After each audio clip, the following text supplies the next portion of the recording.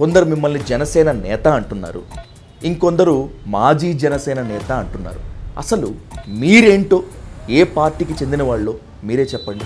జనసేన పార్టీకి మద్దతుగా తిరిగి పనిచేశాను సార్. ఆ పార్టీలో సభ్యత్వం కానివ్వండి, పార్టీలో పదవి కానివ్వండి, ఆ పార్టీ నుంచి ఏమైనా కోరుకోవటం కానీ లేదండి. అబ్బాయి మనలోంచి ఒక లీడర్ వచ్చాడు కాపాడుకోండి అని చెప్పని నేను చేయాల్సిన పని మేము చేసి మన ఎలక్షన్లు అయిపోయిన తర్వాత అక్కడితో రాజకీయంగా నమస్కారం పెట్టి ఇంటికి వచ్చాను. ఇప్పుడు ఆంధ్రప్రదేశ్లో టీడీపీ కాపులు, వైసీపీ కాపులు, జనసేన కాపులు అని డివిజన్ వచ్చిందా, తీసుకొచ్చారా? మా కులానికి కూడా ఈ పాలేరుతనం చేయటం బాగా అలవాటైపోయింది. ఈ పార్టీ మా దగ్గర నుంచే పుట్టింది, మాతోనే బతుకుతుంది. ఈ పార్టీ మా వల్ల ఈ పార్టీ ఉందన్నంత పూసుకొని బతుకుతుంటారు. దాసరి రాము వైసీపీకి అమ్ముడు పోయాడు. ఇప్పుడు మిమ్మల్ని టార్గెట్ చేస్తున్నటువంటి విపరీతం అనేటువంటి ట్రోలింగ్. ఆస్తుల్లో కానీ మిగతా వాటిల్లో కానీ గుంటూరుకే జమీందారిని. నాకు పదవులే కావాలి, డబ్బే కావాలనుకుంటే ఇన్నాళ్ళు పట్టుద్దండి. ఓడిపోయిన పార్టీకి సంవత్సరాలు ఊడిగం చేసినందుకు నేను ఈ మాత్రం అనిపించుకోకపోతే ఎట్లా, అమ్ముడు పోయానని చెప్పని. పవన్ కళ్యాణ్ని అనేక సార్లు ఆర్థికంగా ఆదుకున్నాడు. చాలా కష్ట సమయాల్లో జనసేనకి లింగమనేని రమేష్ నిలబడితే పదవిస్తే తప్పేంటి, అలా చూసుకుంటే తప్పేంటి? నీచమైన అబద్ధాలు మాత్రం చెప్పబాకండి ఎవరు కూడా. దయచేసి మీ జనసేన పార్టీ వాళ్ళు మీ టీడీపీ పార్టీ వల్ల సంఖ నాకండి కావాలంటే. వీళ్ళకేం తెలుసండి జనసేనలో పనిచేసే కుర్రోళ్ళకి? బండిల మీద పవన్ కళ్యాణ్ స్టిక్కర్లు వేయించుకొని నెలకి 300 రూపాయలు రీఛార్జీలు చేయించుకొని సొల్లు మాటలు, సోషల్ మీడియా సొల్లు మాటలు మాట్లాడే వాళ్ళకి ఏం తెలుసండి?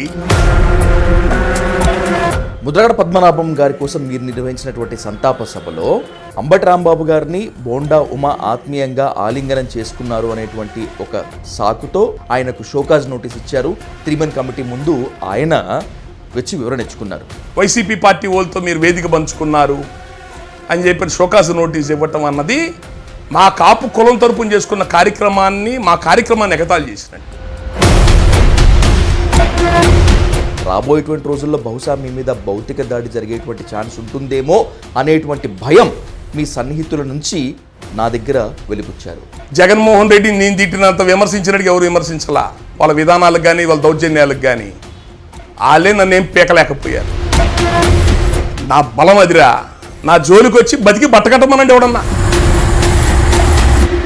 ఒక భయంకరమైన ట్రోలింగ్లో ఒక పాయింట్ని మీ ముందుకు తీసుకొని రాకూడదు అనుకున్నాను, కానీ మీకు తెలియాలి కాబట్టి తీసుకొస్తున్నాను. రాము గారు, దాసరి రాము అనే వ్యక్తి కాపే కాదు, కాపుగా ప్రొజెక్ట్ చేసుకుంటున్నాడు. Wow, what a combination!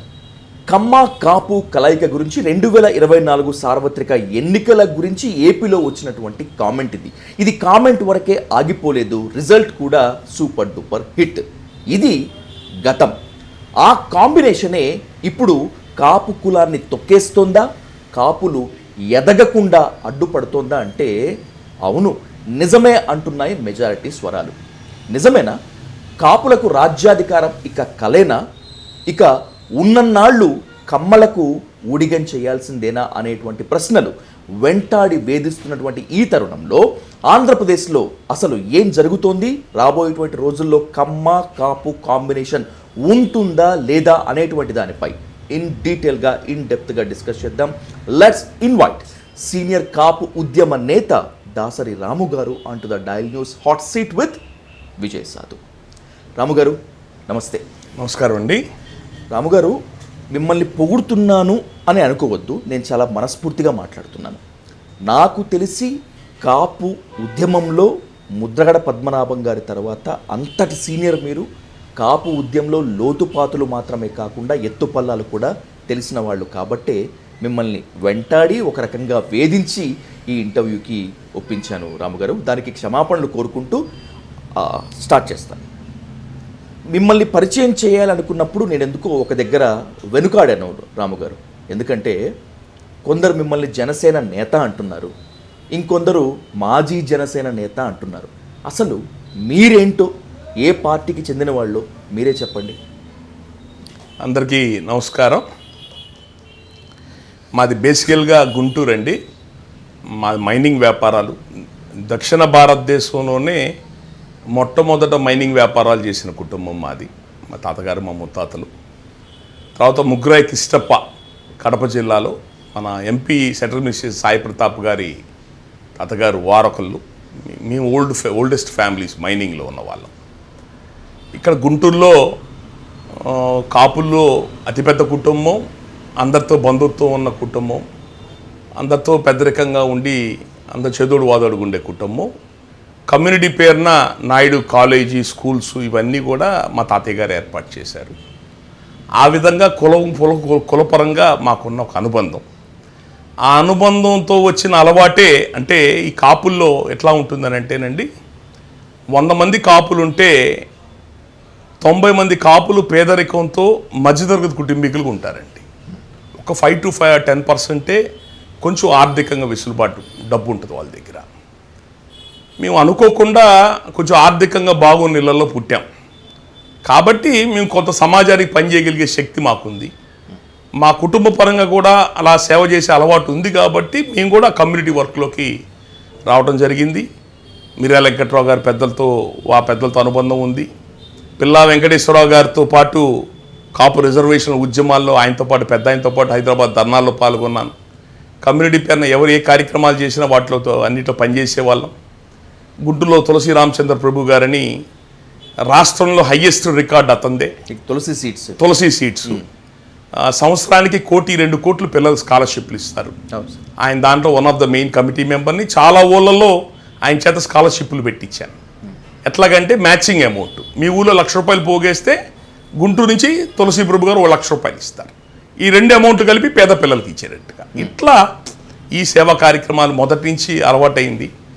ఆ అలవాట్లోనే ఇక మైనింగ్ వ్యాపారాలని నాకు టైం సరిపోలేదు. నాకు ఈ సొసైటీ సర్వీసు, స్వామి వివేకానంద నాకు ఎక్కువ ఇష్టము. నేను బ్లూ క్రాసు, గో సంరక్షణ వీటన్నీ పనిచేస్తుంటాను. ఆవులను కొయ్యకూడదని. మీ హైదరాబాద్కు వచ్చి ఆలే నరేంద్ర, టైగర్ నరేంద్ర అంటారు, ఆ పెద్దలు ఉన్న రోజుల్లో నేను హైదరాబాద్కు వచ్చి వాళ్ళందరితో మాట్లాడి పాత బస్తీలో బక్రీద్ రోజున వేల సంఖ్యలో ఆవులను కోస్తుంటే మీరు ఎట్లా ఊరుకుంటున్నారని అక్కడికి వచ్చి ఉద్యమాలు చేసేవాడిని. ఉద్యమానికి నాంది పలికిరోని రాజాసింగ్ అనే చిన్న పిల్లోడు ఆ రోజున. నేను ఉద్యమాలు చేసిన రోజున హైకోర్టులో రిట్లు వేసాను వాటి మీద. అలా బ్లూ క్రాస్ అక్కినేని అమలా గారు వాళ్ళతో పాటు పనిచేసేవాళ్ళం. నోరులేని మూగజీవాలకి కొంతమంది అనేవాళ్ళు, రాము గారు మీకు ఈ కులం ఏంటండి, మీరు మూగజీవాలు పనిచేసేవాళ్ళు మీకు కులం ఏంటండి అని అంటే, అయ్యా ఇంట్లో వాళ్ళకి అన్నం పెట్టలేదు కానీ ఊళ్ళో వాళ్ళు పొలవ పెడతానన్నాడంటే ఎవడో. మా కులంలో పేదోళ్ళయ్యా, నేను ఆ హిందూ మతంలో పుట్టాను కాబట్టి ఆ ధర్మాన్ని చేసి పెడతా. I'm sympathiser of RSS and BJP. బీజేపీకి 5 రాష్ట్రాలు, నేను 5 రాష్ట్రాలు కన్వీనర్ కాపు కులానికి. 5 రాష్ట్రాల్లో బీజేపీ పార్టీ ఎక్కడ ఎలక్షన్ ఉన్నా కూడా పోయి పనిచేసి పెట్టి వస్తాను. మీ తెలంగాణ పొంగులేటి సుధాకర్ రెడ్డి గారితో పాటు తమిళనాడు తిరిగి పనిచేశాను బిఫోర్ ఎలక్షన్స్.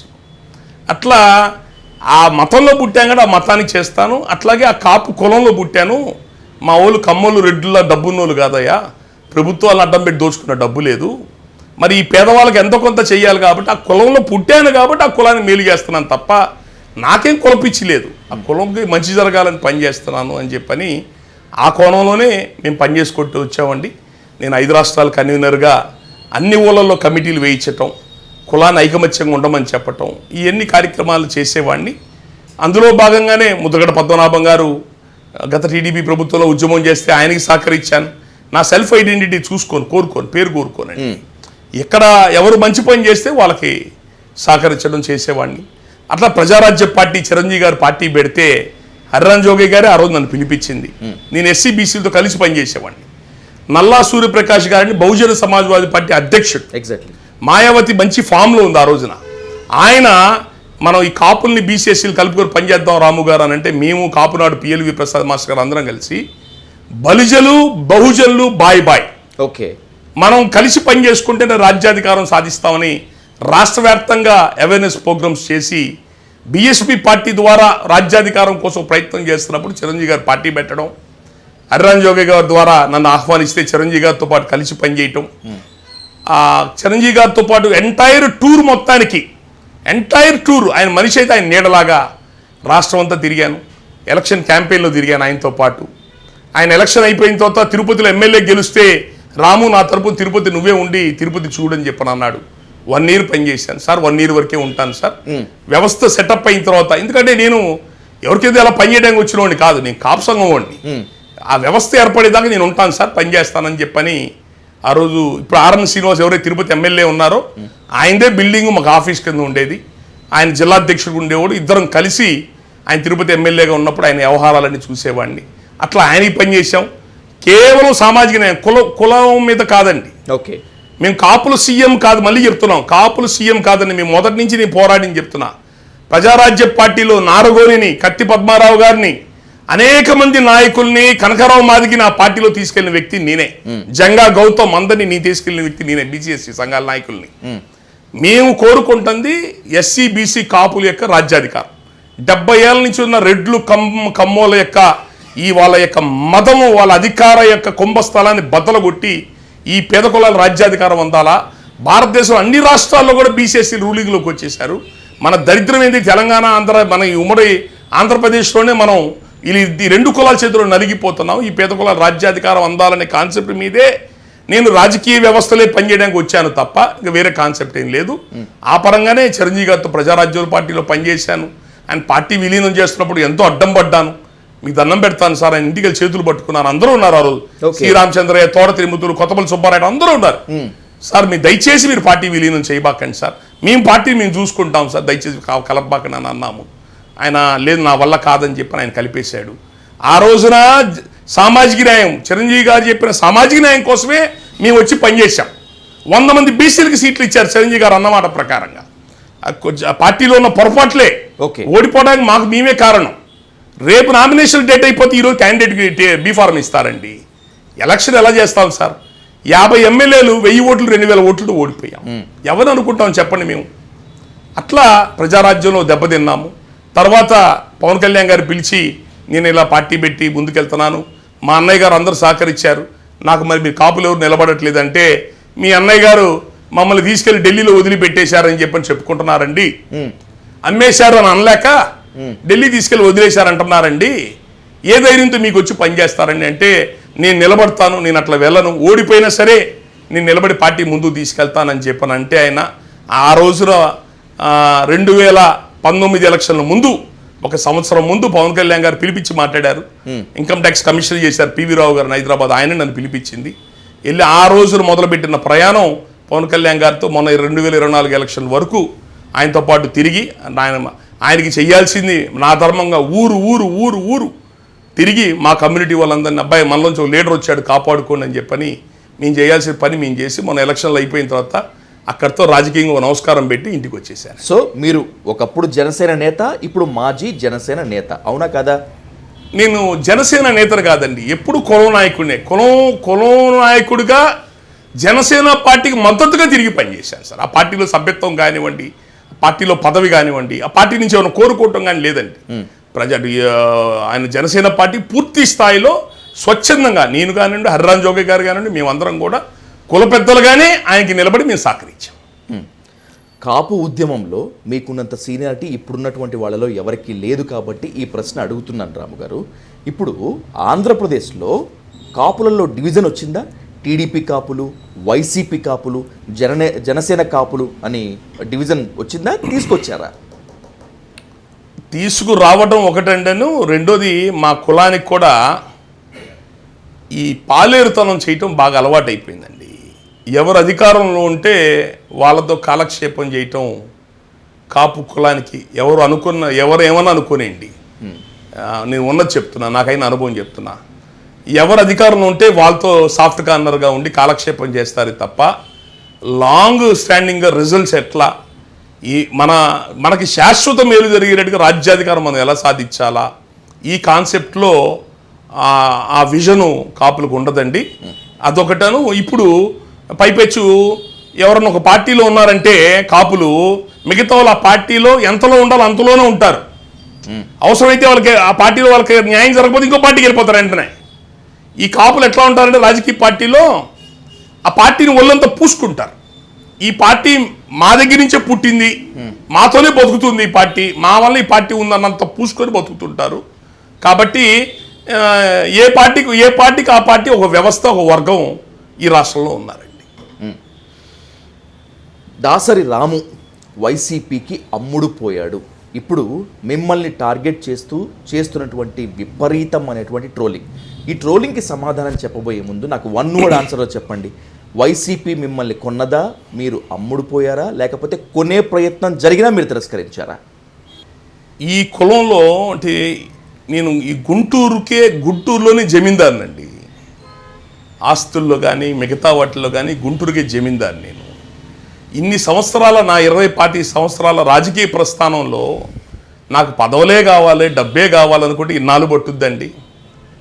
ఏమీ లేని జనసేన పార్టీకి పనిచేస్తే నాకేమొచ్చుద్దండి? ఒక్క మెట్టు దిగి నేను టీడీపీ పార్టీతోనో వైసీపీ పార్టీతో పనిచేస్తే ఈరోజు మంత్రి స్థాయిలో ఉండేవాళ్ళం మేము. రెడ్లకి కమ్మోళ్ళకి వాళ్ళకి ఊడిగం చెయ్యకూడదు, వాళ్ళ పంచన వాళ్ళ కాళ్ళ దగ్గర ఉండకూడదు.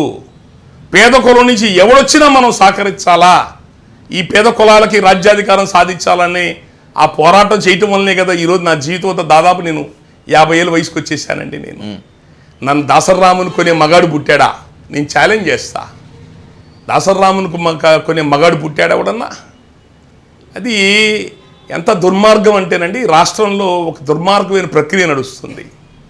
ఎవరన్నా కూటమి ప్రభుత్వం గురించి కానీ పార్టీలో విధానాల గురించి ప్రశ్నిస్తే వీడు వైసీపీ కోవర్టు, వైసీపీ ప్యాకేజీకి అమ్ముడిపోయాడు, పేటీఎం, ఇది ఫస్ట్ ఆయుధం ఎవరి మీద అన్నా కానీ. ఈ ఆయుధాన్నే వాడతారు. మొన్న అదే ఆయుధాన్ని నా మీద కూడా వాడారు. మరి గతంలో జనసేన పార్టీకి పవన్ కళ్యాణ్ గారిని కాపాడుకోవటానికి జగన్మోహన్ రెడ్డి వాళ్ళు దాడి చేస్తున్నప్పుడు పవన్ కళ్యాణ్ని కాపాడుకోవటం కోసం, జనసేనని కాపాడుకోవటం కోసం కొన్ని 100 సార్లు జగన్ని వైసీపీని తిట్టిన సందర్భాలు ఉన్నాయి. మీరు మీడియాలో చూసుకోండి. Exactly sir. మరి ఆ రోజున పవన్ కళ్యాణ్ గారు నాకు ఎన్ని కోట్ల రూపాయలు డబ్బులు ఇచ్చారు? టీడీపీ వాళ్ళు జగన్ మీద ఏమైనా మాట్లాడాలంటే టీడీపీ నాయకులు ఎవరు ధైర్యం చాలకపోతే ఆంధ్రజ్యోతి, TV5 ఛానల్స్ వాళ్ళు నా ఇంటికి వచ్చి కెమెరాలు తీసుకొచ్చి నా ఇంటికి వచ్చి నా దగ్గర వాయిస్ తీసుకునేవాళ్ళు వైసీపీ పరిపాలన మీద కానీ ఇష్యూస్ మీద కానీ. మరి ఆ రోజు చంద్రబాబు నాయుడు వాళ్ళు ఎన్ని కోట్ల రూపాయలు డబ్బులు ఇచ్చారు? మీరు ఎన్ని కోట్ల రూపాయలు డబ్బులు ఇచ్చారో చెప్తే అప్పుడు వైసీపీ వాళ్ళు ఎంత డబ్బు ఇచ్చారో కనుక్కుంటాను. నాకు తెలియదు కదా ఆ విషయం. సార్, మీరు అన్నట్లుగా మీకు పదవులు చేపట్టాలనేటువంటి ఆశ లేకపోవచ్చు, అది సీఎం అయినా లేకపోతే ఇంకో ఉన్నత పదవైనా. కానీ ఆంధ్రప్రదేశ్లో 15% పైగా ఉన్నటువంటి కాపుల్లో మాత్రం రాజ్యాధికార ఆకాంక్ష బలంగా ఉంది. So I'm here point outing you once again sir, ఆంధ్రప్రదేశ్లో రాజ్యాధికారం కేవలం రెడ్లు లేకపోతే కమ్మలేనా? కాపులకు రాజ్యాధికారం కలగా మిగిలిపోవాల్సిందేనా? మేము మొదటి నుంచి ఎవరినైతే కాపులే కాదండి, బీసీఎస్సీ నాయకుల నుంచి ఎవరినైతే మేము వీళ్ళ వలన ఈ పేద కులాల రాజ్యాధికారం వస్తుందని చెప్పనని వాళ్ళతో పాటు పనిచేసి వాళ్ళని ఒక ముందు స్థానానికి తీసుకెళ్లే ప్రయత్నం చేస్తున్నామో ఆ నాయకుడిని కమ్మ రెడ్లు కొనేస్తారు సార్. కొనేయటమో లొంగ తీసుకోవడం ఏదో చేస్తారు సార్. అప్పటికి వాళ్ళకి సరెండర్ అవ్వకపోతే వంగవీటి మోహన్ రంగా గారిని చంపినట్టుగా చంపేస్తారు సార్. తెలంగాణలో కూడా నిజామాబాద్ ప్రాంతం సంబంధించి మున్నూరు కాపుల సంబంధించి పెద్ద లీడర్ ఉన్నాడు. ఢిల్లీ హైకమాండ్తో టచ్లో ఉండే ఆయన కార్ యాక్సిడెంట్లో చనిపోయాడు. ఓకే, 70లో 80లో. ఈ రోజుగా యాక్సిడెంట్ ఎట్లయిందో ఎవరికి తెలియదండి. అట్లా ఇప్పుడు రాష్ట్రంలో ఈ 70 ఏళ్ళ నుంచి ఈ 2 కులాలు నంచు తింటున్నాయండి. కాపుల్ని మిగతా కులాన్ని అధికారం అనుభవిస్తూ ఈ ఉన్న అన్ని కులాల్లో ఈ కాపులు ఒక్కళ్ళే అతిపెద్ద జాతి. 15 కాదండి, దాదాపు మేము 20% పైన ఉంటాము. ఓకే, తెలంగాణ డివైడ్ అయిపోయిన తర్వాత అటు తగ్గారు, ఇటు పెరిగాం. తెలంగాణకు వచ్చి 12% పైన 14% అయ్యారు. మేము ఇక్కడ పెరిగాం. ఇక్కడ 60-70%, 21%. ఇక్కడ కాన్సన్ట్రేషన్ అంతా ఇక్కడ ఎక్కువ కదా సార్. నియోజకవర్గానికి 50,000 ఓట్లు 60,000 ఓట్లు ఉంటాయి కదా మావి. అట్లా పెరిగాము. అతిపెద్ద జాతిగా ఈ పేద కులాలకి రాజ్యాధికారం, ఈ రెండు కులాలను పక్కదోసి పేద కులాల రాజ్యాధికారం సాధించాలని ఒక బలమైన ప్రయత్నం మొదటి నుంచి చేస్తుంది కాపులేనండి. రంగా గారి దగ్గర నుంచి మొదలుపెట్టి ఈ ప్రయత్నం చేసే ప్రతి నాయకుడిని లొంగ తీసుకోవటమో చంపేయటమో చేస్తున్నారండి. ఎందుకంటే అధికారం అనుభవించిన వాళ్ళు అది లేకుండా బతకలేరు సార్. అది మేమేమంటున్నామంటే బీసీఎస్సీ కులాన్ని అందరం పల్లకీలు మోస్తున్నారు. ఈ 2 కులాలని ఈ పల్లకి ముందు మేము ఎక్కి మీ బీసీఎస్సీ కులాలను కూడా పైకి లాగుతాం రా, మిమ్మల్ని మా భుజాల మీద ఎక్కించుకో ముందు తీసుకెళ్తామా అంటున్నామండి. ఇది వాళ్ళిద్దరు 2 కులాలు గ్రహించి ఏం చేస్తున్నాయి అంటే కాపులకి, బీసీలకి, ఎస్సీలకి మా మధ్య రెగ్యులర్గా గొడవలు పెడతారండి. గొడవలు పెట్టి ఎప్పుడు మేము ఒకటి కాకుండా చేస్తారు మమ్మల్ని. చేసి మాలో మాకు గొడవలు పెట్టడం వలన ఈ బీసీ ఎస్సీ నాయకులు ఏం చేస్తున్నారంటే పైకి ఎక్కుతున్న కాపుల్ని కిందకి లాగుతున్నారండి. అందరం కలిసి పల్లకి మోద్దాం తప్ప నువ్వు పైకి ఎక్కితే నేను ఊరుకోను. మానవుల్లో ఉండే సహజ సిద్ధమైన ఈర్ష్యాసూయ. నేను పైకెక్కి మిమ్మల్ని లాగుతానరా అంటే వాళ్ళు అది అర్థం చేసుకోవట్లేదు. అది ఆ మెచ్యూరిటీ ఇప్పుడు వచ్చిందండి. మేము ఇప్పుడు కోరుకుంటుంది ఏంటంటే మాకు ఈ రాజ్యాధికారం ఈ కాపులు సీఎం ఓపిక అయిపోయింది.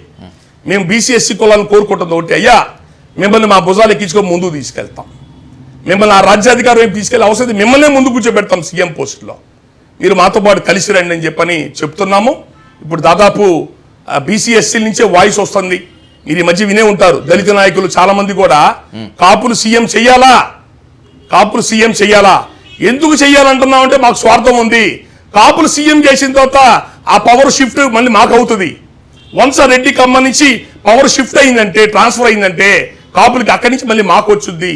మా స్వార్థం అది. కాబట్టి కాపులు ఎట్టి పరిస్థితుల్లో ముఖ్యమంత్రి చెయ్యాలా, దానికి మేమందరం కూడా నడుము బిగిస్తామని చెప్పని ఈ మధ్య కాలంలోనే ఒక మార్పు వచ్చింది. ఖచ్చితంగా రాబోయే రోజుల్లో అది సాధిస్తాం. సార్, కమ్మ రెడ్ల సామాజిక వర్గము కాపులకు రాజ్యాధికారం దక్కకుండా చేస్తోందనేటువంటి ఆరోపణని కాస్త పక్కన పెట్టేస్తే కాపు సామాజిక వర్గంలో ఉన్నటువంటి లోపాలను కూడా ఖచ్చితంగా చర్చించుకోవాల్సిందే. మై ఫస్ట్ అబ్జెక్షన్ సార్, ఆర్థిక వ్యవస్థ మీద కమ్మలకి రెడ్లకి ఉన్నంత పట్టు కాపులకి ఉండదు. కాపులు రాజకీయ పార్టీలు పెడతారు, మీడియా అధిపతులు అవుతారు, రియల్ ఎస్టేట్లో ఒక పాగా వేస్తారు, పెద్ద పెద్ద వ్యాపారవేత్తలు అవుతారు. కానీ కమ్మలు రెడ్లలాగా జేబులో రూపాయి తీసి బయటకు ఖర్చు పెట్టరు. నిజమా కాదా? అట్లా ఏం లేదండి. ఇక్కడ కమ్మారెడ్లు వాళ్ళు ఆర్థికంగా బలపడ్డారంటే వాళ్ళ జోబుల్లో రూపాయలు డబ్బులు తీసే ఆర్థికంగా బలపడలేదు సార్. మీరు వెతుక్కోండి, బ్యాంక్ లోన్లు తీసుకున్న వాళ్ళు చూసుకోండి. రెడ్డి, కమ్మ, రాజు, వెలమ మొత్తం సమాజానికి 1 కోటి రూపాయలు లోన్లు ఇస్తే 90 లక్షలు ఈ 4 కులాలే తీసుకుంటాయండి. మిగతా 10 లక్షలు అన్ని కులాలు పంచుకుంటాయి. 10,000, 20,000, 50,000 అని చెప్పని. అంటే అంత రాజకీయాన్ని అట్లా వాడుకుంటారు, లాబింగ్గా వాడుకుంటారు. వాళ్ళు కోట్ల రూపాయల లోన్లు తీసుకుంటారు, కోట్ల రూపాయల లోన్లు ఎగ్గొడతారు. టి సుబ్రహ్మరెడ్డి గారు మొన్న బ్యాంక్ సెటిల్మెంట్ చేసుకుంది అంటే ఎన్ని వేల కోట్లు అండి. లగడపాటి రాజగోపాల్, ల్యాంకో హిల్స్ లగడపాటి రాజగోపాల్ది 30,000 కోట్ల అప్పు. ఒక చిన్న రాష్ట్రాల బడ్జెట్ ఎవరు సొమ్ము అండి? ప్రజల సొమ్ము కాదు. వీళ్ళు రాజకీయం చేస్తుంది, వీళ్ళు ఆర్థికంగా ఎదిగింది. ఈ రోజున వీళ్ళు 1000 కోట్లు సంపాదించుకుని ఈ స్థితికి వచ్చారంటే వీళ్ళు అనుభవిస్తున్న అధికారాన్ని అడ్డం పెట్టుకొని, రాజకీయాన్ని అధికారం అడ్డం పెట్టుకొని, అన్ని రకాల వనరులు దోచుకొని ఈరోజు 1000 కోట్ల అధిపతులు అయిపోయారు ఈ రెడ్లు, కమ్మోలు వీళ్ళంతా. ఆ డబ్బుతోనే ఇప్పుడు రాజకీయం చేస్తున్నారు. డబ్బులోనే రాజకీయాలకు రండి అని చెప్తున్నాడు. 10 కోట్లు, 20 కోట్లు, 30 కోట్లు ఉన్నాడు రండి ఎమ్మెల్యే టికెట్ రాబాకండి అన్నారు. ఒకప్పుడు జాతీయ పార్టీ, కాంగ్రెస్ పార్టీలు అది ఉన్నప్పుడు ఇలాంటివి ఇవ్వండి. అప్పుడు పేదవాళ్ళకు కూడా అవకాశాలు ఉన్నాయి. ఈరోజు అట్లా లేదు. కుటుంబ పరిపాలన వచ్చింది. రెడ్లు, కమ్మోలు కుటుంబ పరిపాలన వచ్చాక 1000 కోట్లు సంపాదించుకోవటం, లక్షల కోట్లు అప్పు చేయటం రాష్ట్రానికి. ఆ డబ్బు ఎవడు కడతాడో తెలియదు. వాటిలో 1000 కోట్లు సంపాదించుకోవడం, ఆ డబ్బు దగ్గర పెట్టుకోవటం, రాజకీయాలు పూర్తిగా వాళ్ళ దగ్గర, డబ్బున్న వాళ్ళ దగ్గర పెట్టుకోవటం. ఈ కాపులు అంటారా, వీళ్ళు డబ్బులు బయటికి ఎందుకు ధైర్యంగా తీయలేరంటే అందరూ కష్టపడి మధ్యతరగతి నుంచి కష్టపడి వచ్చిన వాళ్ళు సార్. రూపాయి కష్టపడి స్వయం కృషితో వచ్చింది, అవినీతిగా దోచుకుంది కాదు. కష్టపడి రూపాయి సంపాదించిన వాడు తీసి ఖర్చు పెట్టగలుగుతాడండి. కోట్లు పెట్టమంటే పెడతాడు రాజకీయాలకి. ఈజీగా డబ్బు వచ్చినోడు ఏదో సెటిల్మెంట్లతోనో పెద్ద పెద్ద రియల్ ఎస్టేట్లో వచ్చినోడు పెట్టమంటే పెడతాడు. కానీ అవినీతి లేకుండా నిజాయితీ సంపాదించినోడు కోట్లు పెట్టమంటే ఎక్కడి నుంచి పెడతారు? కాపులే కాదు, బీసీ ఎస్సీలు కూడా ఎవరు ఇలా కోట్లు గుమ్మరించమంటే రాజకీయాలు గుమ్మరించలేరండి, వాళ్ళ వల్ల కాదు. ఎందుకు? అది స్వయం కృషి, రూపాయి కష్టార్జితో నిజాయితీ సంపాదించే సొమ్ము. వీళ్ళు అట్ట కాదు, ప్రభుత్వాన్ని, వ్యవస్థల్ని, అధికారాన్ని అడ్డం పెట్టుకు సంపాదించుకున్న డబ్బు, బ్లాక్ మనీ 1000 కోట్లు మూలుగుతున్నాయి. ఎంతైనా పడేస్తారు అధికారం కోసం. అదే వాళ్ళకి మాకున్న తేడా. సోషల్ మీడియాలో మీ మీద నడుస్తున్నటువంటి ట్రోలింగ్, ఒక భయంకరమైన ట్రోలింగ్లో ఒక పాయింట్ని మీ ముందుకు తీసుకొని రాకూడదు అనుకున్నాను, కానీ మీకు తెలియాలి కాబట్టి తీసుకొస్తున్నాను. రాము గారు, దాసరి రాము అనే వ్యక్తి కాపే కాదు, కాపుగా ప్రొజెక్ట్ చేసుకుంటున్నాడు. దాసరి రాము కాపే కాదని చెప్పనంటే ఇక అప్పుడు రాష్ట్రంలో ఉన్న వాళ్ళు ఎవరు కాపులు కాదు. కూటమికి సపోర్ట్గా ఉన్న వాళ్ళందరూ కమ్మోళ్ళు అవుతారు. కూటమిలో ఉన్న వాళ్ళందరూ కూడా చౌదరులను పేర్లు పెట్టుకోండి. నిఖార్సైన కాపౌండ్రా, డిఆర్జీ పానకాల రాయుడు, రామానుజుల నాయుడు, మా ముత్తాత తండ్రి గారు పేరు, అనకాల రాయుడు, దాస చిట్టిబాబు నాయుడు, ఈ గుంటూరులో కులం పేరున కాలేజీలు, స్కూల్స్, ఇన్స్టిట్యూషన్స్ పెట్టిన వాళ్ళం మేము. నేను కాపుడిని కాకపోతే ఇక రాష్ట్రంలో ఎవరు కాపులు కాదు కింద లెక్కేసుకోవాలా. ఈ కూటమిలో ఉన్న వాళ్ళందరికీ మేము చౌదరులని పేర్లు పెట్టాలి తీసుకెళ్ళి. నేను అది అంటే వాళ్ళు మరి మైండ్ పనిచేస్తుందో మైండ్ దొబ్బిందో నాకైతే తెలియదు కానండి. అంటే అది అంటే ఎదురు మనుషులు నోలు మూయించడానికి ఎన్నైనా ఎంత అసహ్యకరమైన ఎట్లాగైనా మాట్లాడతారు. ఇప్పుడు కాపు సంఘం నాయకులు రాజకీయ నాయకులుగా చెప్పుకునే వాళ్ళు వెనక్కి చూసుకోవాలా, వాళ్ళు ఏ కులాలకు చెందిన వాళ్ళు. ఇప్పుడు మాట్లాడే పెద్ద పెద్ద నాయకులంతా వాళ్ళు ఏ కులం కిందకు వస్తారో, వాళ్ళ కుటుంబ సభ్యులు ఏ కులాల కిందకు వస్తారో ముందు వాళ్ళని చూసుకోమని చెప్పండి. నేను నికార్స్ గుంటూరు సిటీ నడిబొడ్డున ఉన్న నికార్సైన కాపోడిని, తెలగబిడ్డని. నేను ఈ జాతిలో ఉన్న పేదవాళ్ళ కోసం పనిచేయడానికి వచ్చాను. ఈ జాతి రాజ్యాధికారం, పేద కులాల రాజ్యాధికారం కోసం వచ్చి పనిచేసిన మనిషిగా నేను అది గర్వంగా చెప్పుకుంటాను. రాజమండ్రి సభలో మీ పేరు తీసి పవన్ కళ్యాణ్ మాట్లాడిన తర్వాత నుంచే సోషల్ మీడియాలో మాత్రమే కాకుండా మెయిన్ స్ట్రీమ్ మీడియాలో మీ మీద విపరీతమైనటువంటి దాడి, ట్రోలింగ్ జరుగుతున్నమాట వాస్తవమేనా? ఒప్పుకుంటారా? ఖచ్చితంగా అండి. అది పవన్ కళ్యాణ్ గారే చేయించారు ఆ పని. అవునా? పవన్ కళ్యాణ్ గారే ఇంటెన్షనల్గా ఇతను నోరు మూయించకపోతే మనం ఇబ్బంది పడతాము అని చెప్పిన అతనే ఇంటెన్షనల్గా రాజమండ్రి సభలో కాపులు ఉంటే ఉండి పోతే పోండి. ఏం మాట అసలు ఆ మాట? నన్ను కాపు కులంలో లాగుతున్నారు, కులపరంగా లాగుతున్నారు. నేను ఛాలెంజ్ చేస్తా. జీవితంలో మళ్ళీ రాజకీయాలు మాట్లాడడం. పవన్ కళ్యాణ్ అనే వ్యక్తిని కులపరంగా ఎక్కడ లాగామో, ఎక్కడ మాట్లాడామో ఒకసారి చెప్పండి. గ్రామాల్లో కాపులు ఇబ్బంది పడుతుంటే అల్లాడిపోతారు. కాపులు అంటే ఎవరు? జనసేన కేడరు. డిఫాల్ట్గా 80% కాపులే జనసేన ఉన్నోళ్ళు. గ్రామాల్లో వాళ్ళు ఇబ్బందులు పడుతుంటే వాళ్ళు ఎవరు చెప్పుకుంటారు? వాళ్ళు పనిచేసిన జనసేన పార్టీకే చెప్పుకుంటారు. అయ్యా మీ జనసేన పార్టీ దయచేసి వాళ్ళని కాపాడుకోండి అని చెప్పని అన్నామే తప్ప మిమ్మల్ని కులపరంగా మేము ఎందుకు లాగామండి? ఏ ఇంటర్వ్యూలో వేటిలో మాట్లాడడం తీసి చూపించండి. ముద్రగడ పద్మనాభం గారి కోసం మీరు నిర్వహించినటువంటి సంతాప సభలో అంబటి రాంబాబు గారిని బోండా ఉమా ఆత్మీయంగా ఆలింగనం చేసుకున్నారు అనేటువంటి ఒక సాకుతో, లేకపోతే పక్కన కూర్చున్నారు అనేటువంటి ఒక సీన్తో ఆయనకు షోకాజ్ నోటీస్ ఇచ్చారు. త్రిమన్ కమిటీ ముందు ఆయన వచ్చి వివరణ ఇచ్చుకున్నారు. ఏంటి, ఒకే కులం అయితే పక్కన కూర్చోకూడదా? అసలు అంబటి పక్కన కూర్చోవటం బోండా ఉమా అంత పెద్ద తప్పు చేశారా? ఒకటి సార్, ఈ జగన్మోహన్ రెడ్డి ఆయన చేసిన పని ఏంటంటే, అంటే అన్ని పార్టీలు అంతేలేండి, కాపుల చేత తిట్టిస్తారు. ఇప్పుడు నన్ను కాపుల చేత తిట్టించలా? జనసేన పేరుతో నేను ఏ పార్టీ పని చేసి ఆ పార్టీ చేత తిట్టించలా నన్ను?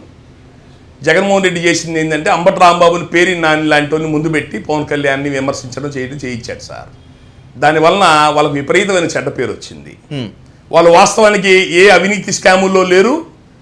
ఎక్కడ ఇంతవరకు మిగతా నాయకుల మీద అవినీతి స్కాములు కేసులు ఉన్నాయి, వీళ్ళ మీద ఎక్కడ నాకు తెలిసి అంత అవినీతి స్కాములు ఉన్నట్టుగా నాకైతే ఇప్పుడు నేను పెద్దగా చూడలా. ఈరోజు వైసీపీ పార్టీని సంబంధించి గట్టిగా మాట్లాడుతుంది కూడా వాళ్ళే. 1000 కోట్లు దోచుకున్న టీడీపీ వాళ్ళు ఎవరు మార్కెట్లో లేరు. టీడీపీ పార్టీ మీద ఎవరు నోరెత్తట్లా. ఈ అంబటి రాంబాబు పేరు నాన్నే మళ్ళీ వాళ్ళే బలిపశువులు జగన్మోహన్ రెడ్డికి, మళ్ళీ వాళ్ళే ముందు పెట్టి మాట్లాడిస్తున్నారు. ఇప్పుడు ఆ రోజు గుంటూరులో జరిగిన సభ పూర్తిగా కులపరంగా జరిగిన కార్యక్రమం. నేను విజయవాడలో సంతాప సభకి వెళ్ళినప్పుడు అక్కడ కూర్చొని ఉంటే సామినేని ఉదయ్ భాను గారు, బోండా గారు, ఉమా గారు వేదిక మీద మాట్లాడి వెళ్ళిపోతూ నన్ను చూసి ఆగారు. ఓకే, మేము ఇట్లాగే గుంటూరులో శనివారం రోజు గుంటూరులో పెడుతున్నాం సార్, గుంటూరు జిల్లా వ్యాప్తంగా వీలైతే తప్పకుండా అటెండ్ అవ్వండి అని చెప్పాను. భాను గారు రాలేదు, ఉమా గారు వచ్చారు. బయట జిల్లా నుంచి వచ్చిన అతి తక్కువ మందిలో ఆయన ఒకడు.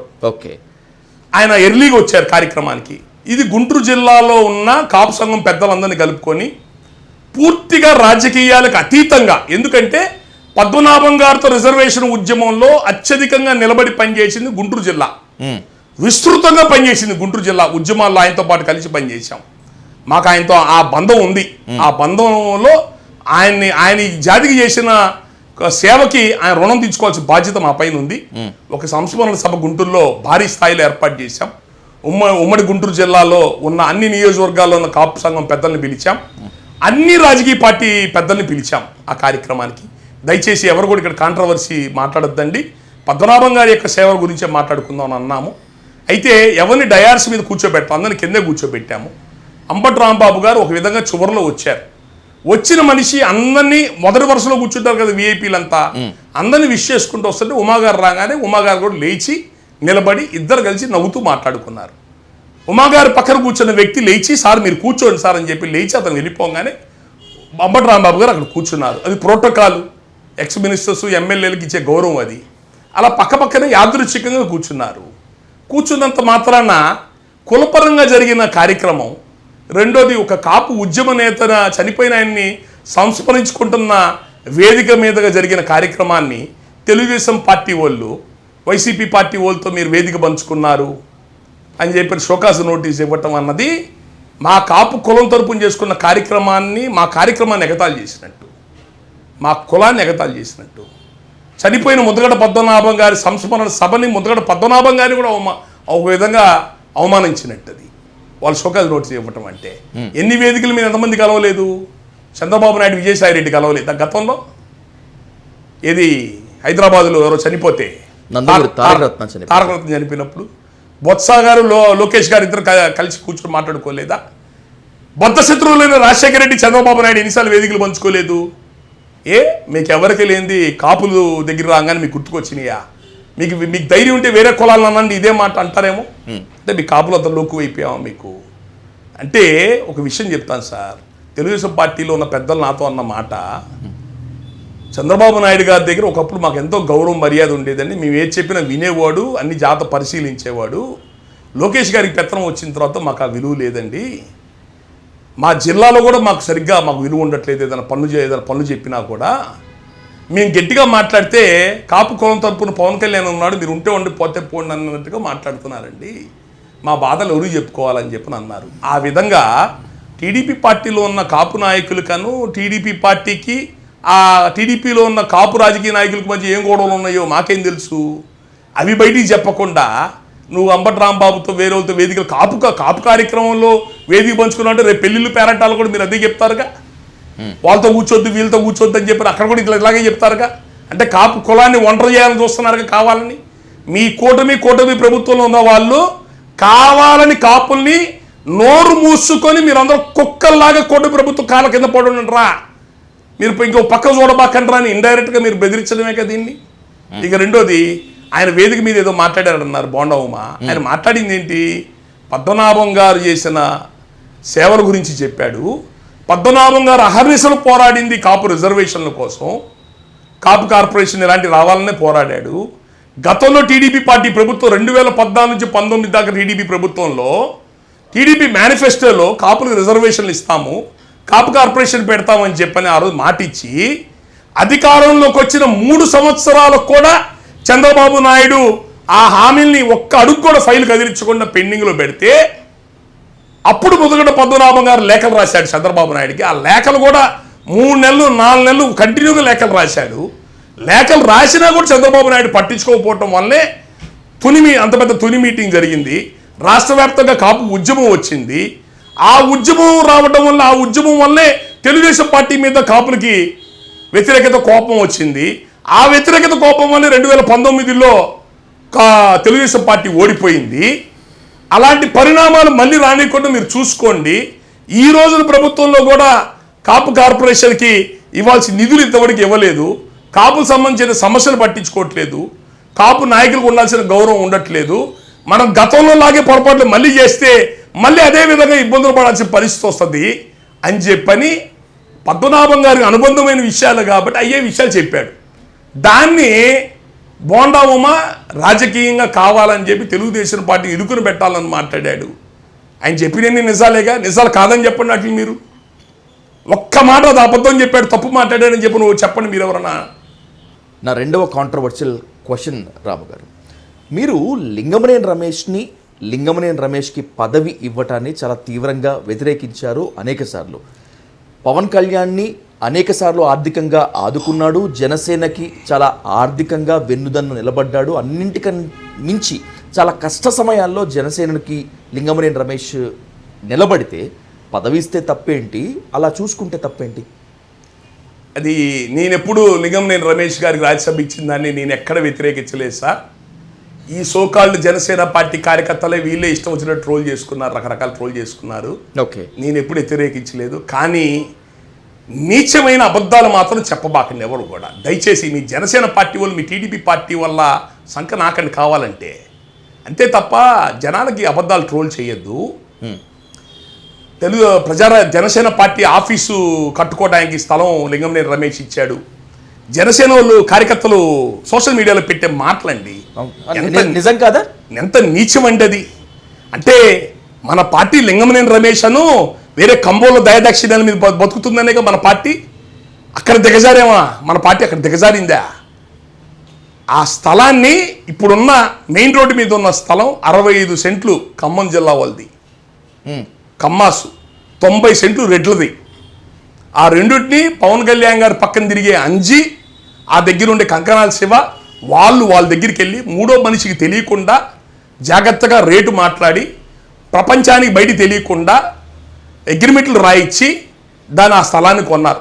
దానికి పవన్ కళ్యాణ్ దగ్గర ఆ రోజు డబ్బులు లేకపోతే నాతో స్వయంగా చెప్పాడు, నా పిల్లల పేరు ఉన్న ఫిక్స్డ్ డిపాజిట్ క్యాన్సిల్ చేసి ఆ డబ్బులు తెచ్చుకున్నాను రాము గారు ఆ స్థలం అని నాతో స్వయంగా చెప్పాడు పవన్ కళ్యాణ్. ఈ లింగంనేని రమేష్ ఎక్కడి నుంచి వచ్చాడు మధ్యలో స్థలం ఇవ్వటానికి? 2018 చిల్లరలో వచ్చాడు అతను, లింగంనేని రమేష్ అనే వ్యక్తి. అప్పటికే ఆ స్థలం కొనున్నాం కదా, పార్టీ ఆఫీస్ స్థలం కొనున్నాం కదా మనం. ఈ social media, one second sir, చాలా ఇంపార్టెంట్ క్వశ్చన్. ఇప్పుడు సోషల్ మీడియాలో ఏదో చిన్న స్థాయి జనసేన క్యాడర్ ఈ మాట అన్నారంటే అనుకోవచ్చు. మంగళగిరి జనసేన పార్టీ ఆఫీస్ని, ఆ ప్లేస్ని కొని పార్టీకి అండగా నిలబడ్డాడు లింగంనేని రమేష్ అని చెప్పి పవన్ కళ్యాణే చెప్పినట్టు గుర్తు నాకు. పచ్చి తప్పుడు మాట అది. పవన్ కళ్యాణ్ గారు అనలేదు. వాళ్ళ ఆఫీస్ వాళ్ళు ఎవరైనా కావాలని పుట్టిస్తే, జనాలు నోరు ముచ్చిన పుట్టించారేమో కానీ ఎప్పుడు ఆ స్థలం కొన్నది ఆయన పక్కన ఉన్న మనుషులు ఎంతో జాగ్రత్తగా, ఎవరికి తెలియకుండా జాగ్రత్తగా అగ్రిమెంట్ రాయించి, మా గుంటూరు మళ్ళీ మంగళగిరి ఏరియా రిజిస్టర్ ఆఫీస్లో అయితే బయటకు వచ్చిందని చెప్పని గుంటూరు సిటీ పక్కన ఉన్న నల్లపాడు రిజిస్టర్ ఆఫీస్లో రిజిస్టర్ చేయించారు. దాంట్లో ఒక సైటు పవన్ కళ్యాణ్ గారు వాళ్ళ అమ్మగారి పేరు రిజిస్టర్ చేశారు. ఓకే, తర్వాత మళ్ళీ పవన్ కళ్యాణ్ గారి పేరు ట్రాన్స్ఫర్ చేయించుకున్నారు. ఇవన్నీ నేను ఆ పార్టీతో ఉన్నాను కాబట్టి నాకు తెలుసు అండి. వీళ్ళకేం తెలుసు అండి? జనసేనలో పనిచేశారు కుర్రోళ్ళకి బండిల మీద పవన్ కళ్యాణ్ స్టిక్కర్లు వేయించుకొని, సెల్ ఫోన్ మీద స్టిక్కర్లు వేయించుకొని, నెలకి 300 రూపాయలు రీఛార్జీలు చేయించుకొని సొల్లు మాటలు, సోషల్ మీడియా సొల్లు మాటలు మాట్లాడే వాళ్ళకి ఏం తెలుసు అండి? ఆ పార్టీకి మేము పడ్డ కష్టాలు, చాకిరి, ప్రాణాలు పెట్టి మేము చేసే చాకిరి వీళ్ళకి ఏం తెలుసు అండి? నేను చెప్తా ప్రతి విషయం. ఆ స్థలం ఆయన పక్కన ఉన్న వాళ్ళు జాగ్రత్తగా హ్యాండిల్ చేసి రిజిస్ట్రేషన్ చేయించారో, డబ్బు ఇచ్చింది పవన్ కళ్యాణ్ గారు. ఆ స్థలం కొనుక్కున్న తర్వాత, కట్టుబడులు మొదలు పెట్టుకున్న తర్వాత లింగంనేని రమేష్ అనే వ్యక్తి పవన్ కళ్యాణ్ గారి దగ్గరికి యాక్టివ్గా రావటం మొదలు పెట్టాడు. ఇది గుర్తుపెట్టుకోండి. అతను ఈ పవన్ కళ్యాణ్ గారి దగ్గరికి వచ్చేటప్పుడు అతను అప్పుల్లో ఉన్నాడు. అతను ఇచ్చేది ఏంటంటే డబ్బు. అతను మన రాజ్యసభ నామినేషన్ వేసేటప్పుడు ఎన్ని కేసులు ఉన్నాయి రాయలా? అతను చెక్ బౌన్సులు కానీ, చీటింగ్లు కానీ, ఎవరెవరికి డబ్బులు ఆపినవి కానీ, అవన్నీ కూడా ఎన్నో నామినేషన్లో మెన్షన్ చేయాలి. నువ్వు అప్పుల్లో ఉన్నాడు, నువ్వు పవన్ కళ్యాణ్కి డబ్బు ఇచ్చావు ఆ పార్టీ నడపడానికి. చంద్రబాబు నాయుడికి ఇల్లు ఇచ్చాడు, ఒడ్డెమ్మటి, కృష్ణానది ఒడ్డెమ్మటి. అంటే చంద్రబాబు నాయుడు దగ్గర మనిషి. అంటే ఈ లెక్కన అతను చంద్రబాబు నాయుడు మనిషి, పవన్ కళ్యాణ్ గారి మనిషి కదా. అతను 2014లో ఇల్లు ఇచ్చారు కదా చంద్రబాబు నాయుడికి. అంటే అతను చంద్రబాబు నాయుడు మనిషి. చంద్రబాబు నాయుడు మనిషిగా పవన్ కళ్యాణ్ దగ్గరికి వచ్చావు. చంద్రబాబు నాయుడికి పవన్ కళ్యాణ్ మధ్య వారధిగా, మీడియేటర్గా నువ్వు ఉన్నావు. అది చెప్పు, అంతేగాని ఆయన పార్టీని బతికిచ్చాడు, ఆయన డబ్బు ఇచ్చాడు, ఆయన పార్టీని లీడ్ చేశాడు, ఈ మాట అంటే పవన్ కళ్యాణ్ గారు ఆయన పిల్లల పేరు ఉన్న ఫిక్స్డ్ డిపాజిట్ క్యాన్సిల్ చేసింది దాన్ని కూడా అవమానపరిచినట్టండి. ఆ రోజు రూపాయి ఎత్తుక్కొని ఆఫీసు స్థలం కొని కట్టుబడి చేశారండి. ఈ జనసేన వాళ్ళే ట్రోల్ చేస్తారా? లింగంనేని రమేష్ గారు పార్టీ ఆఫీస్ కట్టుకోవడానికి స్థలం ఇచ్చాడు, ఈ పార్టీ నిలబడటానికి ఎంతో సేవ చేశాడంటే, అరే మనం ఆ రోజే చచ్చిపోయినట్టు రా. మీరు ఆ పోస్ట్ పెట్టిన రోజే ఈ రాష్ట్రంలో ఎవరు దయాదాక్షిణ్యాలు మీ జనసేన పార్టీ ఉండలా. కుర్రోళ్ళు, యువత, పేదవాళ్ళు గూగుల్ పేలు కొట్టి, ఫోన్ పేలు కొట్టి, ఎవరు కూడా స్వచ్ఛందంగా వచ్చి డబ్బు ఇచ్చి ఆ పార్టీని నిలబెట్టారా? ఎవరో వచ్చి రియల్ ఎస్టేట్ వ్యాపారాలు చేసి తీసుకొచ్చి వాళ్ళ పేర్లు పెట్టి ఇచ్చుకుంటే రాజ్యసభలు ఇచ్చుకోండి, రాజ్యసభలు ఇచ్చుకుంటారో, ఎమ్మెల్సీలు ఇచ్చుకుంటారో, ఏమన్నా ఇచ్చుకోండి, మీ ఎవరూ అడగలేదే. కాపుల నుంచి ఎవరన్నా వెళ్ళి పవన్ కళ్యాణ్ కానీ, ఎమ్మెల్సీ కానీ, రాజ్యసభ కానీ అడిగారా? పిడుగు హరిప్రసాద్ మీడియా ఇన్ఛార్జి ఆ పార్టీలో ₹1,00,000 జీతంతో మొదలు పెట్టాడండి. ఆయన స్వచ్ఛందంగా పనిచేయాల. తర్వాత ఎమ్మెల్సీ ఇచ్చే రోజు 2 లక్షలు ఆయన జీతం తీసుకునే వ్యక్తికి ఎమ్మెల్సీ ఇస్తారండి? జీతం తీసుకొని పనిచేసే వాళ్ళకి ఎమ్మెల్సీలు ఇస్తారా? ఇవన్నీ బయటకు అడిగితే ఎట్లా ఉంటాయండి ఈ విషయాలు? ఆ ఎమ్మెల్సీ ఏదైనా పేద కులాలకు ఇవ్వచ్చుగా. లింగమనేని రమేష్కి ఏదైనా వ్యాపారం చూపించు, 100 కోట్ల వ్యాపారం చూపించి అధికారంలో ఉన్నారు కాబట్టి ఆ రాజ్యసభ ఎంపీని ఏ ఎస్సీకో బీసీకో ఉద్యమకారులకు ఇస్తే ఎంత పేరు వచ్చింది మన పార్టీకి? అవన్నీ పరిగణలో తీసుకోండి.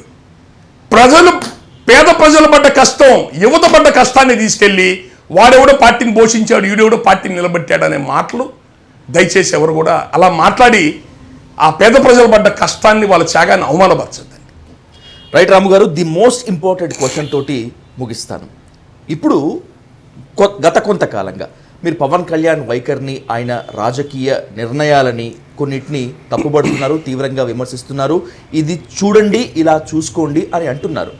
ఆ రోజు నుంచే మీ మీద ట్రోలింగ్ స్టార్ట్ అయింది. సోషల్ మీడియాలో పచ్చి బూతుల దాడి చేస్తున్నారు.